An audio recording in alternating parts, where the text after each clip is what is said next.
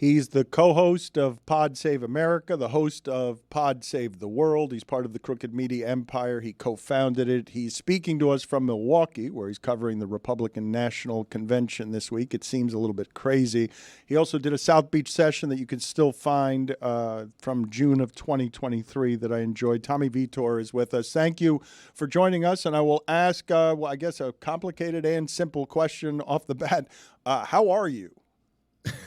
Hey, Dan, it's good to see you. Yeah, look, I think we all need this coked up news cycle to just chill out a bit, relax. Everyone stop making news. We got Joe Biden getting COVID. We got an assassination attempt. We have the worst debate performance in 2 weeks. So it's just, it's been a whirlwind couple of weeks. And I don't know, who knows when it's slowing down. Whirlwind that feels like a whirl week because everything is moving very quickly. And one of the speakers tonight is Hulk Hogan. Yeah, apparently. Who knew? What are we doing? I have no idea, man. I have no idea. Okay, well, tell me what it's like there. We sent someone out there and they couldn't get close to anybody. There was we were just trying to do some man on the street stuff that would be funny, and the restrictions were so large that we couldn't get close to doing anything that resembled media. Yeah, I mean, look, there's a million reasons why, the assassination attempt on Donald Trump on Saturday was a horrible thing. I mean, on just a human level, it's like one of the most frightening things I've ever seen. I don't care how much you dislike your political opponent, but violence is not justified, in part because violence tends to lead to more violence. And once you start, it's very hard to stop.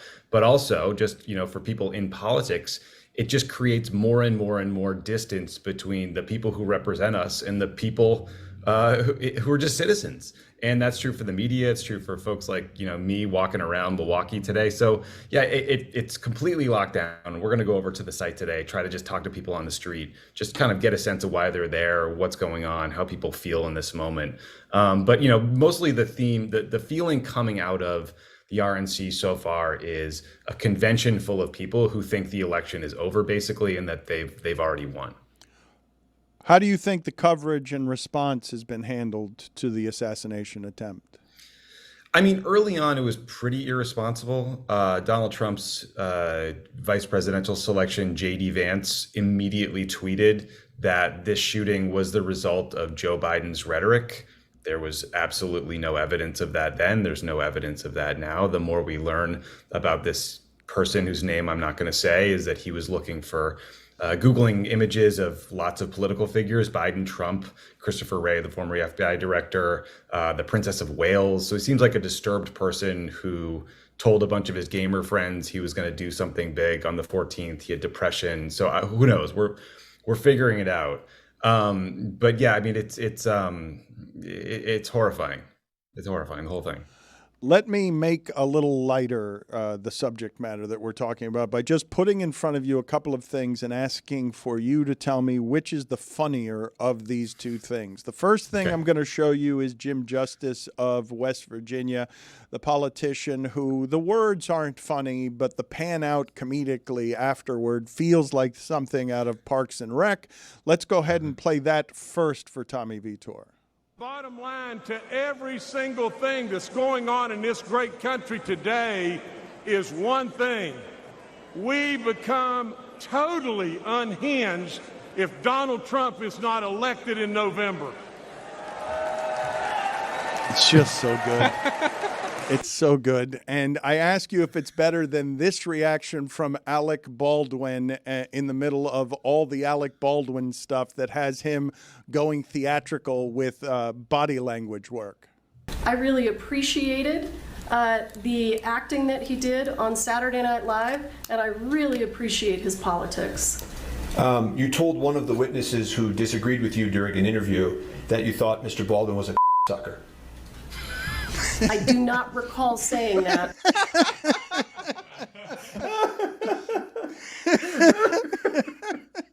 All right, I guess I love this country. I guess we have your choice. I guess you like the second one better than the first one.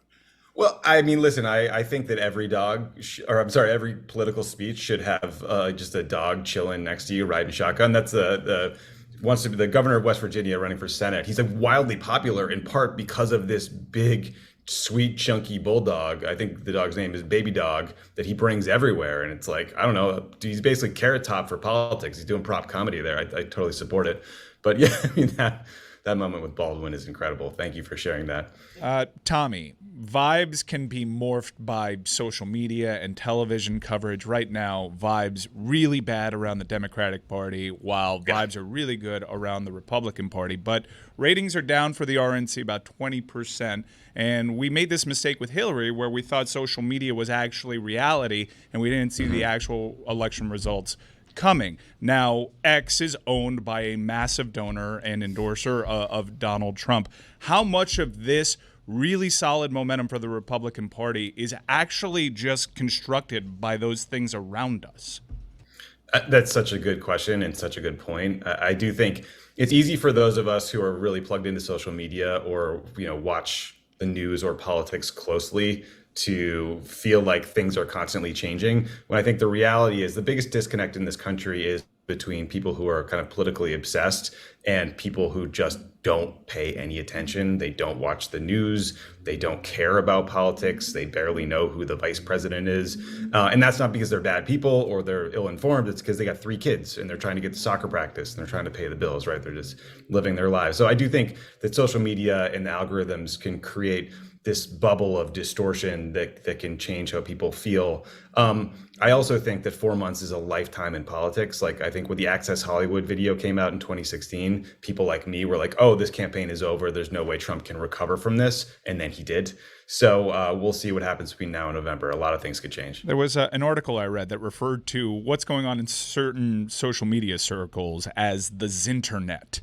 And I've seen firsthand Republican operatives kind of shaping narratives with influencers and lifestyle accounts, both on the local and national level. And I'm wondering, are these people that are having a go in the internet is different than it was several years ago? There's a lot of pro-Trump sentiment. Can you actually count on the Zinternet to be involved in politics when their whole thing is not really, everything's a joke, nothing really matters, it's all social currency? That's another really good question. I mean, I saw a tweet yesterday that said that the toilets at the RNC look like a mass grave for Zins. They're just like full to the brim with little pouches everywhere. So yeah, the internet is strong and it's happening IRL. I do think the Trump campaign has done something very smart. They have a strategy which is reaching out to young men of all colors, Black, Latino, everybody, white, sort of the Barstool Sports crowd. And they're doing that through a really smart, deliberate way. He's going to MMA fights and walking in with Dana White. He's going on, he's hanging out with Jake and Logan Paul. He's doing the Nelk Boys podcast, right? So he's reaching those young men who, frankly, in a lot of cases, especially young Black men, the Democratic Party has taken their vote for granted a lot of times and not spent enough time trying to persuade them or actually deliver for them and prove to them that we've earned their vote. And they're trying to peel off some of those young men. So I think the question is always, what are you persuading people? Are they actually going to turn out, or are they just posting about how the photo of Trump, holding up his fist after getting shot was cool and iconic and tough? I don't like Donald Trump. I'll be the first one to admit that having the political instinct after getting shot in the ear to stand up and raise your fist is like a feral political genius. There's no other way to describe it. No, there is another way to describe it. Desperation to stay out of prison, I would say. It's like, right. I would say that I could describe it that way. Yes. That's true, Dan.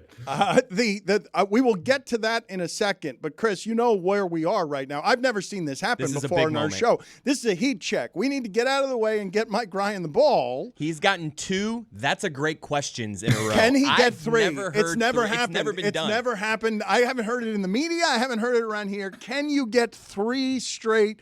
That's a great question. Don't just give it away here either. Don't give it Make away. Him earn it. Make him earn it. Play some defense. I wanted to walk away from the table with my winnings. I was feeling good about myself.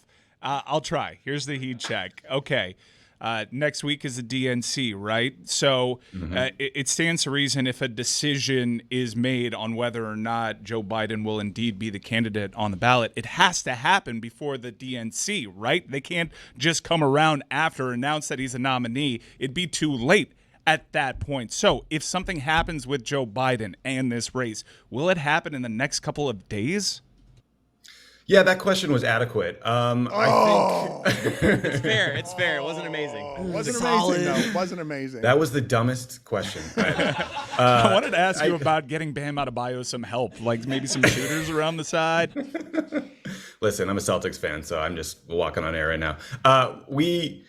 The problem right now is that this is one person decision, and it's Joe Biden's. And so there's all these reports today that leaders in the Democratic Party, Chuck Schumer, Nancy Pelosi, senators, members of Congress have gone to him and said, sir, we're seeing all these polls. Not only are you going to lose, but we could get wiped out in these Senate races and the House. That's not how you want your legacy to go down.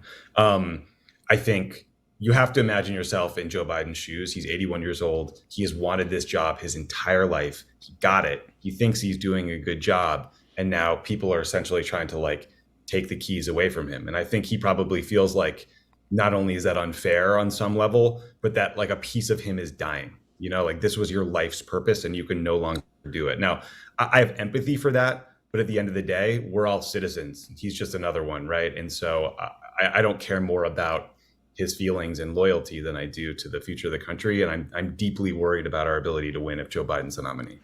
If you want no bullshit conversation on politics and news without boring you to death, I would suggest that you listen and subscribe to Pod Save the World. New episodes every Wednesday, and Pod Save America.